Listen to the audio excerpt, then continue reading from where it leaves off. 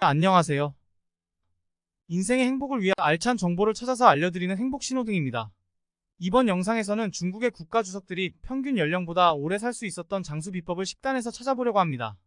중국은 예로부터 건강과 장수에 대한 깊은 열망이 있는 나라로 유명한데요. 잘 아시겠지만 중국의 시황제들 중에는 불로초를 찾는 것에 집착하는 이들이 많았습니다. 진시황은 중국 역사상 가장 유명하고 강력한 황제 중 한 명으로 특히나 불로장생에 대한 다양한 방법을 시도한 인물입니다. 불로초를 찾기 위해 누구보다 많은 노력을 해왔는데요. 이 일화는 전통적인 중국 문화에서부터 장수가 중요한 요소 중 하나였음을 알려줍니다. 그 후 불멸의 꿈을 꾸던 진시황의 뒤를 이어 다양한 국가주석들이 중국을 다스리면서 역사를 이끌어갔는데요. 이들에게는 신비한 공통점이 하나 있습니다. 바로 평균 수명보다 더 오래 건강하게 살았다는 점입니다. 첫 번째로 1세대 지도자인 마오쩌둥은 83살로 세상을 떠났고 2세대 지도자인 덩샤오핑은 93살에 사망했습니다. 그리고 작년에 사망한 장쩌민의 경우 96으로 세상을 떠났죠. 또한 아직 사망하지 않은 중국 지도자들도 여전히 평균 연령보다 장수하고 있는데요. 중국은 오랜 역사와 다양한 지리적 조건 때문에 여러 종류의 식재료를 이용한 요리 문화가 발달한 편입니다. 도대체 많은 음식 중에서 어떤 것을 먹었기에 중국 국가주석들은 보통의 사람들보다 더 장수하는 걸까요? 지금부터 중국 언론에 공개된 중국 중앙지도부 관련 전문가들이 소개한 식단에서 특이점을 소개해드리려고 합니다. 첫 번째는 매일 25가지 이상의 음식을 먹는 것이 그 특징입니다. 여기서 25가지 이상의 음식은 단순히 많은 양의 음식을 먹는 것을 뜻하는 것이 아니고 많은 반찬들을 놓고 먹는다는 것이 포인트입니다.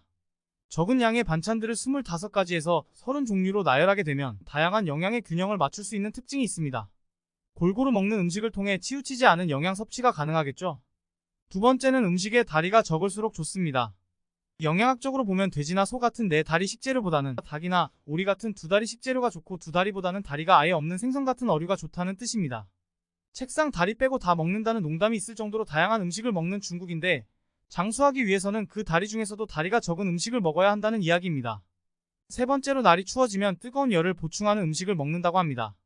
가을과 겨울에는 소고기, 닭고기 같은 저지방 고단백 식품을 먹어 열을 보충하고 무, 토랑 같은 뿌리 채소를 먹는 것이 좋습니다. 또한 검은콩, 김, 흑미 같은 검은 음식들을 많이 섭취하는 특징이 있다고 합니다.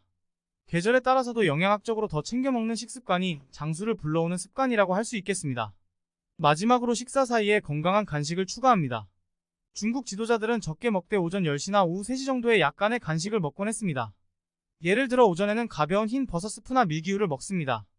밀기울은 영어로 브렌픈이라고 하는데 밀을 빠아채로 쳐서 남은 속 겨나 껍질을 말합니다.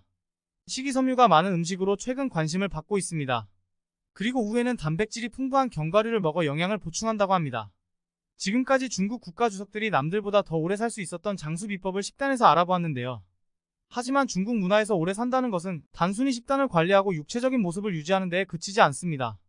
고대 중국 철학가들은 신체적 건강과 정신적 평화 그리고 윤리적인 생활이 잘 결합되어야 오래 살아가는 것이 가능하다고 믿었습니다. 오래 사는 비결은 오늘 소개한 장수하는 중국 국가주석들의 식단을 참고하는 것도 좋지만 결국엔 올바른 생활과 정신 수양을 꾸준히 하는 것이 그 비결이라고 할 수 있겠습니다. 다음 영상에서도 행복한 생활에 도움이 되는 좋은 정보를 가져오겠습니다. 지금까지 행복신호등이었습니다. 구독과 좋아요 부탁드립니다. 감사합니다.